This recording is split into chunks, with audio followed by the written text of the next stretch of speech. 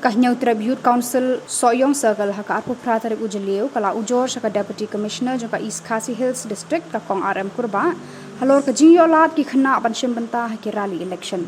Kumta ka seng ka kentu ki election commission ban tuklar ki political party ki bapendan kami ki khana haka por election.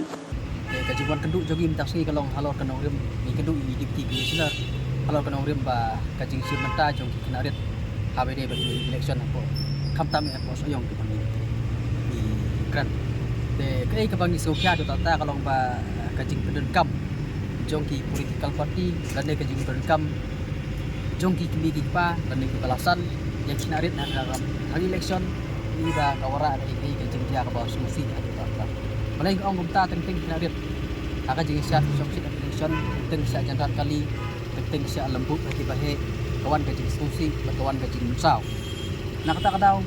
nakaliang jogi ni sokya do ni hadu kata tayo ni kabenta pengilawan ban kendu ni komisioner menta kasni pengiran ban bu da jitho ba ni permi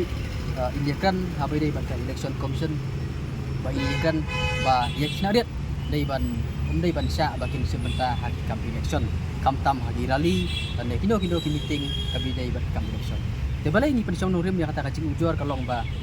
halor ka cici jongka National Commission for Protection of Child Rights. Kene ka siti kabala issue kabala tho do chairperson house nam arhajar khanyo kala tho seki sa ka election commission ba ya ki khna ret kamtam ki khna ki ba hapo khat house nam humdei ban ailat bakin cimenta ha election kam election la dei rally dei ka meeting election dan dei kino ki benta ha bidei kam election kata ka dei ka wei ya sakwai pat ka benta ka ba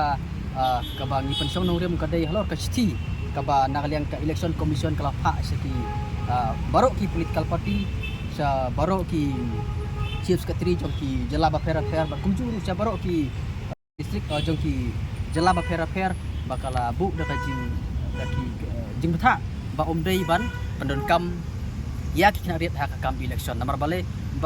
nomor bakane galong persa ya ka hok jong ki kena kum ka Commission for Protection of Child Rights 2005 de ka jing tho jungi kalau kedai hok ta nong rem bat ikan tu ya Deputy Commissioner ba